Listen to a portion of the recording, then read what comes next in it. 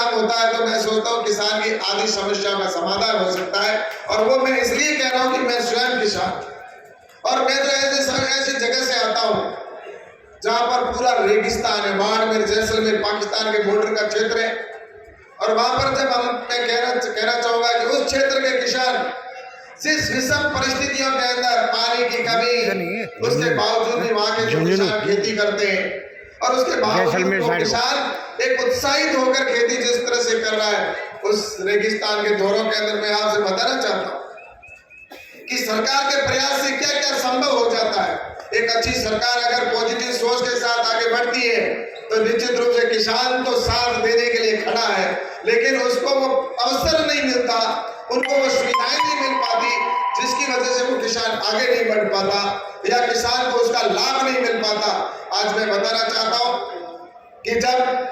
2014-13 के अंदर प्रधानमंत्री आदरणीय नरेंद्र मोदी जी जब वो मुख्यमंत्री थे तो उस समय वहां पर आए थे, और उस समय प्रधानमंत्री जी ने स्पीच के अंदर कहा था कि इस रेगिस्तान के दौरों के अंदर भी फलदार पौधे होंगे। उस समय हमारे वहां पर फलदार पौधे बहुत होते भी नहीं थे। हमने सोचा कैसे ऐसा संभव हो सकता है इस रेगिस्तान के दौरों में। हमारे यहाँ तो बाजरा या कोई सिर्फ जो होने वाला है बाजरा है या थोड़ा बहुत वहाँ पर ग्वार और मूंगफली होते थे, लेकिन आज उस जगह पर अनार होने लगा, आज वहाँ पर खजूर होने लगी, वहाँ पर आज अंजीर की खेती होने लगी। और इस तरह से जब वो रेगिस्तान के दौरे में होने लगा तो उसको जिस तरह से सरकार ने उस तरह से जिस दिशा में काम किया, तो निश्चित रूप से आज उस रेगिस्तान के अंदर देखा जाए तो जिस तरह से डेवलप हो रहा है, किसानों के अंदर एक आशा की किरण जगी है और किसानों को लगता है कि वास्तव में अब हम आगे बढ़ेंगे कृषि के क्षेत्र में। तो इस तरह से मैं कहना चाहता हूं कि जब सरकार प्रयास करती है और अच्छी सोच के साथ सरकार प्रयास करती है तो मेरे देश का किसान तो निश्चित रूप से वो तैयार है कि हमें किस तरह से अपने कृषि के अंदर आगे बढ़ना है। और इसी को लेकर प्रधानमंत्री जी ने किसानों को हर दृष्टि से सपोर्ट कैसे मिले, जैसा मैंने 4 पिलर की आपको बात की थी,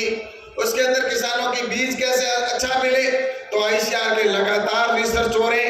आज मुझे बताते हुए प्रसन्नता है कि लगभग विभिन्न वैरायटियों के अंदर आज लगभग 1951 वैरायटियां पिछले 7 साल के अंदर नई वैरायटियां इजाद की गई है कृषि के अंदर और क्रॉप के अंदर, और जिसमें भी बायो फोर्टिफाइड की वैरायटी है वो भी लगभग 1700 वैरायटी के आसपास है। इस तरह से जो वैरायटियां निकालने का काम हुआ है और हाई यील्ड वाली वैरायटियां निकली और वो किसान के खेत तक पहुंचे। आज मैं जब यहाँ पर पूषा के मैदान में यहाँ पर आया तो मुझे कुछ किसान मिले और उन किसानों ने कहा कि हमारे एक बात आप समाधान करके जब यहाँ से जाएं तो करके जाना। मैंने कहा आप बताइए क्या समाधान करना है कि हमें पूषा के जो बीज है उसके ऊपर हमें गुणवत्ता पे पूरा भरोसा है, बहुत अच्छा बीज है, लेकिन यहाँ जो बीज आज वितरण हो रहा था वो बीज समाप्त हो गया है, हमें कुछ बीज दिला दीजिए। ये जो विश्वास साइंटिस्टों के रिसर्च के ऊपर हुआ है, पूषा के बीज पर विश्वास हुआ है, ऐसी वैरायटियां लगातार यहाँ पर किसानों की जो निकल रही है वो किसान के खेत में जा रही है वैरायटी। तो इसलिए मैं आप सबसे कहना चाहता हूं कि किसान को उन्नत किस्म का बीज मिलने के लिए आईसीआर लगातार रिसर्च कर रहा है और इसके लिए सरकार की ओर से साइंटिस्टों को भी निश्चित रूप से सपोर्ट किया जा रहा है। और साथ में दूसरा, किसान के लिए लागत को कैसे कम किया जाए, तो लागत के लिए जिस तरह से नेचुरल खेती और प्राकृतिक खेती के बल ऊपर बल दिया जा रहा है कि हमारे किसान की लागत को कम करना है तो हमें नेचुरल फार्मिंग के ऊपर जाना होगा, प्राकृतिक खेती जो है या ऑर्गेनिक खेती है उसके ऊपर हम जाएं। हमारे खुद का जो हमें खाद बाहर से लाना पड़ता है, इतना यूरिया डीएपी डालकर हम जमीन को तो बंजर कर ही रहे, लेकिन हम कितना उपयोग कर रहे हैं अभी मैं बताना चाहता हूँ कि किसान जो अपनी फसल का उत्पादन करके इनकम कमाता है उसमें से 25% तो उसके यूरिया डीएपी में ही खर्च हो जाता है। और मैं आपको ईमानदारी से एक चीज और कहना चाहता हूं, अगर वास्तविकता में हम अगर चाहे हम देश अगर अपना मानते और हम सब मानते हैं अपने भारत को अपनी भारत माता के रूप में, अगर वो किसान अपने खर्चे में 20 से 25% यूरिया और डीएपी का उपयोग करता है तो उसका खुद का खर्चा लगता है जिसमें सरकार सब्सिडी देती है। अगर उसको सब्सिडी ना मिले तो मैं सोचता हूं कि जितना पैसा कमाता है उतना सारा पैसा उसका उसी में चला जाएगा, सिर्फ खाद और बीज के अंदर। खाद और फर्टिलाइजर जो है यूरिया डीएपी जैसा उसके अंदर ही चला जाएगा। आपको बताना चाहता हूं कि हम जो यूरिया है उसका कट्टा है या जिसको देते हैं, उस यूरिया के अंदर क्या है, यूरिया का जो कट्टा है 270 रुपए के लगभग दिया जाता है, लेकिन सरकार उसको 2200 रुपए के अंदर खरीद रही है। और 2200 रुपए में खरीद कर और वही कट्टा वापस सरकार, अभी कुछ कम हुए रेट 1700-1800 है, लेकिन इसको 2200-2300 में खरीदा। डीएपी का कट्टा जो हम 1350 रुपए के अंदर देते हैं, उसको सरकार ने 4200 रुपए के अंदर खरीद के भी किसानों को दिया कि मेरे देश के किसानों के ऊपर भार नहीं आना चाहिए, जो रेट है उससे 1 पैसा नहीं बढ़ाना है, चाहे हमें सब्सिडी कितनी भी देनी पड़े। ये नरेंद्र मोदी जी की किसानों के प्रति सोच है। नरेंद्र मोदी जी कहते हैं मेरे किसानों पे भार ना आए, सब्सिडी चाहे कितनी भी देनी पड़े, लेकिन मेरे किसान को उसी रेट के अंदर यूरिया डीएपी हमें देनी है। लेकिन वो यूरिया डीएपी का जिस तरह से अगर पूरा माना जाए, अगर जो 1700 रुपए में खरीदे, अगर वही अगर किसान को सब्सिडी ना दी जाए तो किसान के 1700 में अगर वो कट्टा खरीदेगा तो किसान को क्या फसल का उत्पादन के ऊपर उसको उतना लाभ होगा क्या? इसलिए सरकार की ये सोच है कि हमारे आने वाले समय के अंदर हमारे किसानों को, जब प्राकृतिक खेती के अंदर हम जमीन को बंजर किए बिना, जमीन को अपने बचाते हुए, और हम यूरिया डीएपी से हटकर अगर हम उसके ऊपर नेचुरल फार्मिंग के माध्यम से जीवामृत, बीजामृत, घनजीवामृत की अगर खेती करें तो हमें 2 तरह के फायदे होंगे। एक तो लागत में कम होगी और दूसरा फायदा में होगा वो ये होगा कि हमारे जो ऑर्गेनिक या नेचुरल फार्मिंग की जो फसल होती है उसकी मार्केट में रेट भी अधिक है,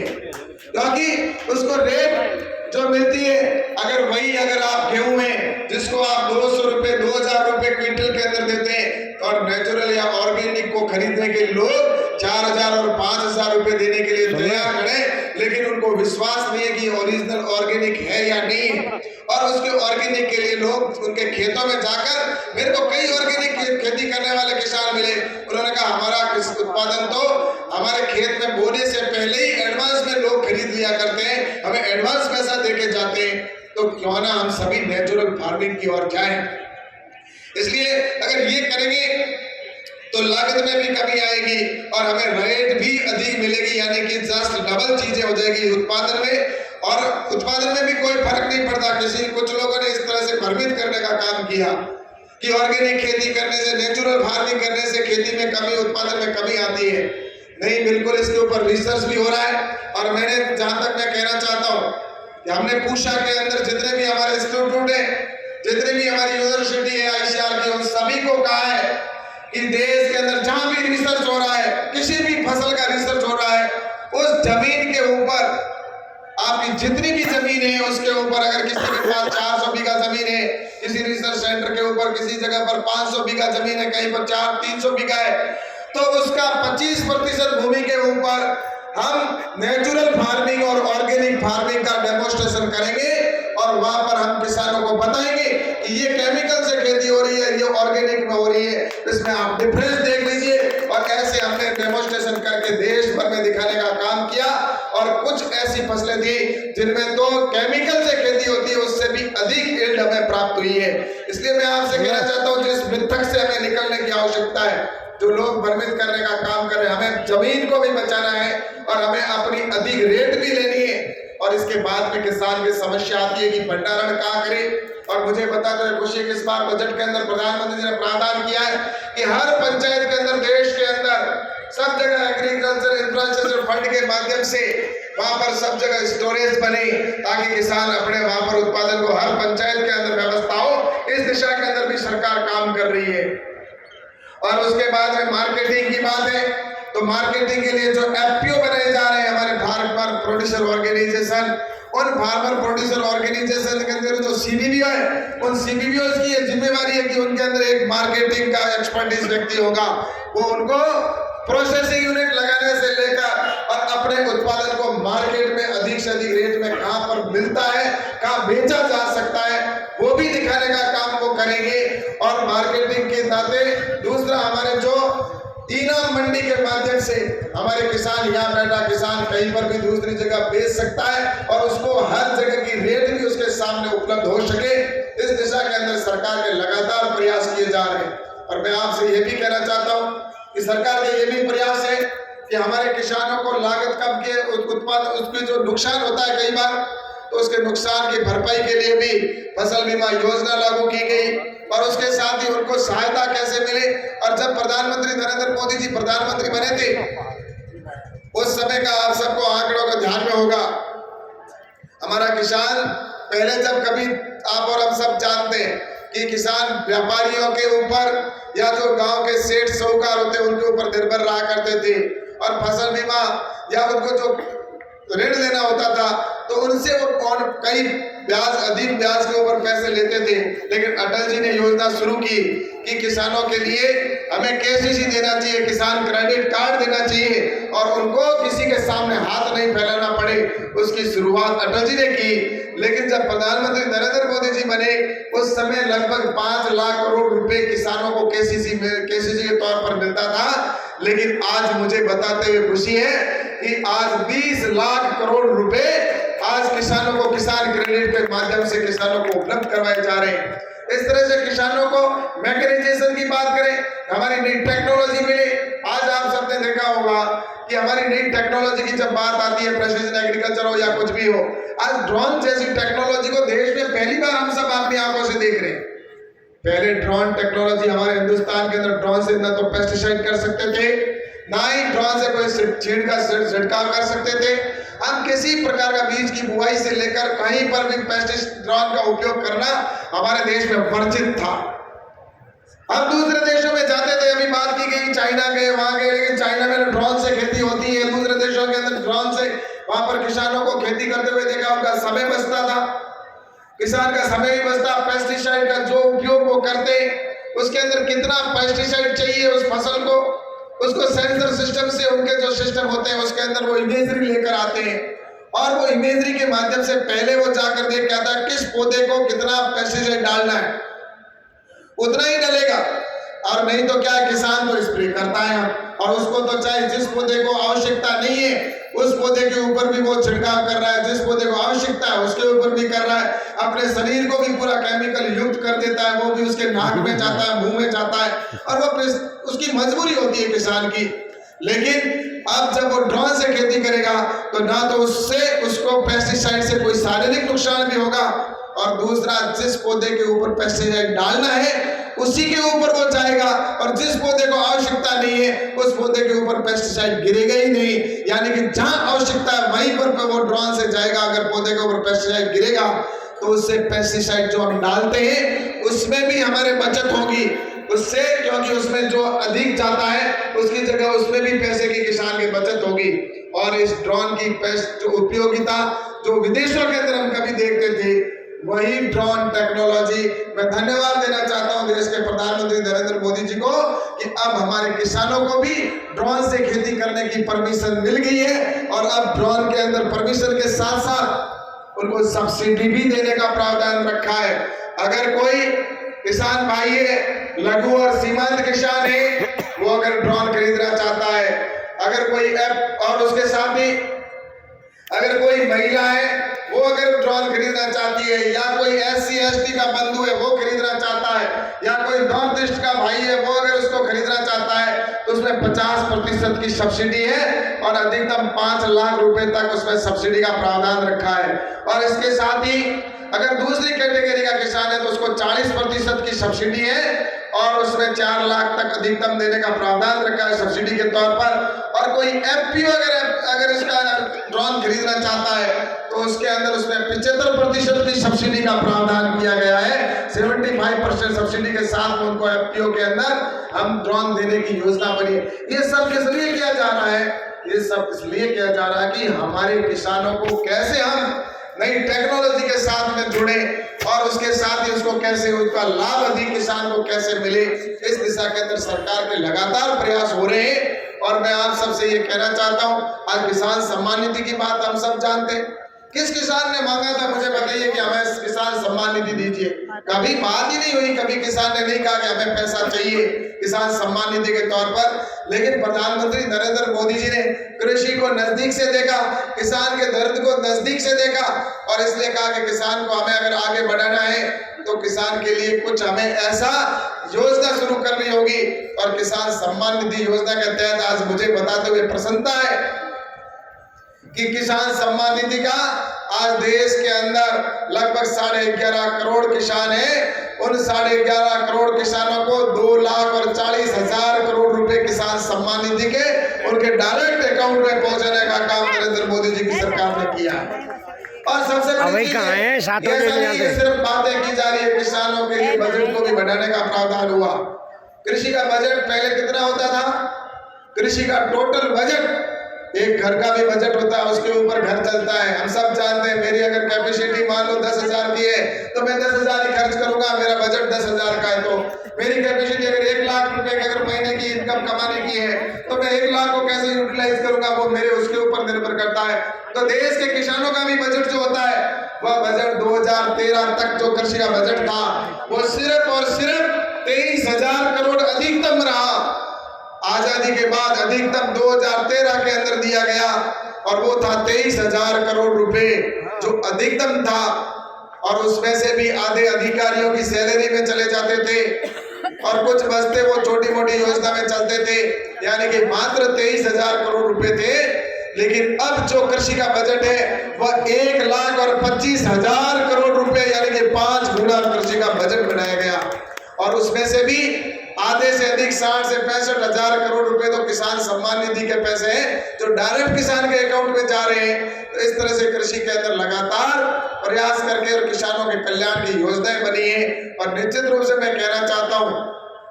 कि यहाँ जो आप किसान भाई यहाँ पर आए जिनको सम्मानित किया है, उन किसान भाइयों से मैं जरूर कहना चाहता हूं कि आपका सम्मान ये आपका सिर्फ अकेले का सम्मान नहीं है, ये आपकी उस टेक्नोलॉजी का भी मैं सोचता हूं कि निश्चित रूप से सम्मान तो है, लेकिन आपको मैं ये जरूर कहना चाहता हूं कि उस कृषि के अंदर आपके आसपास रहने वाले लोग हैं, उनके जीवन के अंदर हम परिवर्तन कैसे कर सकते हैं। आपका सम्मान इस बात का भी है कि आप उनके जीवन के अंदर कुछ ये जो आप जो कर रहे हैं वो मेरे भाई दूसरे किसान भी कैसे करें। इस दिशा के अंदर मैं सबसे आपसे कहना चाहता हूँ कि कृषि के अंदर बहुत संभावनाएं, बहुत उम्मीदें हैं। और मैं आपको एक बात कहकर पूरा करना चाहता हूँ कि कृषि के अंदर हम किस तरह से लाभ ले सकते हैं। ये जो पंडाल कई लोग कहते हैं उत्तम, मैंने पहले ही चीज कही, उत्तम खेती व्यापार नीच नौकरी की लास्ट नौकरी बात की थी मैंने। और मैं इसलिए कहता हूँ उत्तम खेती क्यों है, क्योंकि एक उदाहरण मैं आपको देना चाहता हूँ। आज IAS की नौकरी करने वाला अगर कोई अधिकारी है, उसकी जो सीनियर IAS जो होता है, आज हमारे हिंदुस्तान में प्रशासनिक नौकरी में सबसे ऊपर की नौकरी है तो वो IAS की नौकरी है। और IAS की नौकरी करने वाला अधिकतम कितना पैसा कमाता है, उसकी अधिकतम तनख्वाह जो होती है वो हाईएस्ट उसको मिलता है तो 2 लाख या 2.25 लाख पर रिटायरमेंट के टाइम मिलता है जो सीनियर IAS है। उसके टोटल मिलाकर अगर साल की इनकम देखा जाए तो 25 से 30 लाख रुपए के बीच में उसकी सैलरी होती है, इससे ज्यादा नहीं हो सकती। लेकिन यहाँ जितने मेरे किसान भाई बैठे उनमें से मैं दावे के साथ मैं कहता हूँ कि 50% ऐसे किसान हैं जिनकी साल की 30 से 40 लाख की इनकम इससे अधिक ही है, कम नहीं है। मैं गलत कह रहा हूँ तो आप मुझे बता दीजिए। यहाँ पर जो किसानों को सम्मानित किया, और मैं आपको एक उदाहरण देना चाहता हूँ, यहाँ जो किसान है, ये जो सभागार है इसके अंदर मैं आपको बताना चाहता हूँ, एक मशरूम की खेती अगर किसान कर लेता है ना, इस सभागार के अंदर स्थान जितना है इसके अंदर अगर मशरूम की खेती एकमात्र, बाकी जो भी है आप पॉली हाउस के अंदर जो खेती करते हैं, हाईटेक जो खेती करते हैं, उसमें कोई भी प्रोजेक्ट होता है तो वो 2 साल के अंदर निश्चित रूप से फ्री हो जाता है लगभग। अगर आपने 50 लाख का लगाया है तो 2 साल में आप 50 लाख उसके अंदर कमाई कर सकते हैं। तो इसी तरह से अगर मैं आपको मशरूम के अंदर कहना चाहता हूँ, इस सभागार के अंदर जितना अगर आप परिसर के अंदर अगर मशरूम की खेती करते हो तो मशरूम के अंदर भी कम से कम तो इसमें अगर ऊपर सोलर लगा दें, और उसमें जिस तरह से मेरी बहन ने कहा कि हम 3 फसल लेते हैं, अगर लगातार AC के अंदर हम खेती करें एयर कंडीशन के माध्यम से तो हम साल की 6 फसल भी ले सकते हैं। और सोलर हम ऊपर लगा दें, और सोलर लगाने से हमें लाइट का भी खर्चा नहीं होगा, और उसके बाद में उसी से हम मशरूम भी पैदा कर लेंगे। और मशरूम का जो वेस्ट होगा, उस मशरूम का जो वेस्ट होता है, जो पराली होती है जिसको अंदर, वो उस वेस्ट से हम वेस्ट टू वेल्थ करते हुए हम उससे खाद भी, कंपोस्ट खाद भी बना सकते हैं, सलरीज भी बना सकते हैं, और उससे हम बायोडीजल भी बना सकते हैं, उससे टाइल्स भी बना सकते हैं, और उससे हम गैस भी बना सकते हैं। इन सबको अगर इंक्लूड कर दिया जाए तो मैं दावे के साथ में कहता हूं कि वो किसान जो इस परिसर के अंदर जितनी खेती करता है उसका खर्चा भी 1 करोड़ आता है, लेकिन वो 1 करोड़ के अंदर 1 करोड़ रुपए साल के अंदर वो प्रोजेक्ट भी फ्री कर देगा। इतनी जगह में 1 करोड़ रुपए की इनकम अगर कहीं हो सकती है तो मशरूम की खेती के अंदर हो सकती है। इस तरह से मैं आपसे कहना चाहता हूँ कि किसान है, हम निश्चित रूप से यहाँ पर बैठे, हमने यहाँ पर जो जिस तरह से आपको सम्मानित किया यहाँ पर कई किसानों को, तो मैं आप सबसे यही कहना चाहता हूँ कि आप जाकर अपनी जो विधा है उस विधा को अन्य किसानों को भी बताएं। सरकार की ओर से जो सुविधाएं हैं, सरकार की जो योजना है, उन योजनाओं को भी निश्चित रूप से ऐसे मेलों के माध्यम से बताया ही जाता है, लेकिन आप भी आने वाले समय के अंदर साथ में, और जैसा कि प्रधानमंत्री जी कहते हैं सबका साथ, सबका विकास, सबका विश्वास और सबका प्रयास, तो हम सभी के प्रयास होंगे तभी हम आने वाले समय के अंदर कृषि के अंदर नई क्रांति ला सकते हैं। और वो दिन दूर नहीं कि आने वाले समय के अंदर हम हर क्षेत्र में आगे होंगे। आज चाहे इंफ्रास्ट्रक्चर की दृष्टि से हो, देश आगे बढ़ रहा है। आज हमारे सब जगह पर देखें तो नई नई चीजें हमें देखने को मिल रही है और ऐसा लग रहा है कि भारत गति के साथ आगे बढ़ रहा है। और जिसमें कि अभी हमने आजादी का अमृत महोत्सव मनाया, आजादी के 75 साल पूरे हुए, और उस आजादी के 75 साल अवसर होने पर हम सब ने देखा कि आजादी के आने वाले 100 साल है, उस समय तक हमें भारत को विकसित राष्ट्र बनाना है। तो उसके लिए प्रधानमंत्री जी के कई आइडियाज दिमाग में कि हमारे देश के किसानों को कैसे और अधिक लाभ दे सकते हैं। तो आपने देखा होगा 2017 के अंदर जो यूएनओ के अंदर प्रस्ताव रखा था प्रधानमंत्री नरेंद्र मोदी जी ने कि जो पोषक अनाज है, जिसमें हमारे जो मोटा अनाज जिसको कहते थे बाजरा, ज्वार, रागी, उसको श्री अन्न के नाम से अब हम पुकारने लगे। इस बार प्रधानमंत्री जी ने बजट के अंदर जो बाजरा, ज्वार, रागी जो हमारे जिसको मोटा अनाज कहते थे उसका नाम बदलकर अब श्री अन्न देने का काम किया है, और श्री के नाम से हमें उसके आगे लगाकर उसको संबोधित करेंगे। और मिलेट्स ईयर को 2023 यूएनओ के अंदर प्रस्ताव रखा 18 के अंदर, और 2023 मिलेट्स ईयर के रूप में घोषित किया। उसका लाभ हमें निश्चित रूप से आने वाले समय में मिलेगा। और मैं आपको बताऊं इसका सबसे ज्यादा लाभ होगा तो हमारे छोटे किसानों को होगा। बाजरा, ज्वार, रागी जो किसानों की खेती होती है, कम पानी जहाँ होता है वहां पर होती है, या जो छोटे किसान होते हैं वो इस की खेती करते हैं। अब जब उत्पादन होगा मिलेट्स की डिमांड विश्व भर में जाएगी। और मिलेट्स आज मैं देखता हूँ कि आपने देखा होगा संसद के अंदर भी हमने मिलेट्स के भोजन की व्यवस्था सभी सांसदों को की। और उसके बाद में जिस तरह से आप देख रहे हैं कि आज हर व्यक्ति पहले कभी बाजरा खाता था, लेकिन वो मन में खाता तो जरूर था,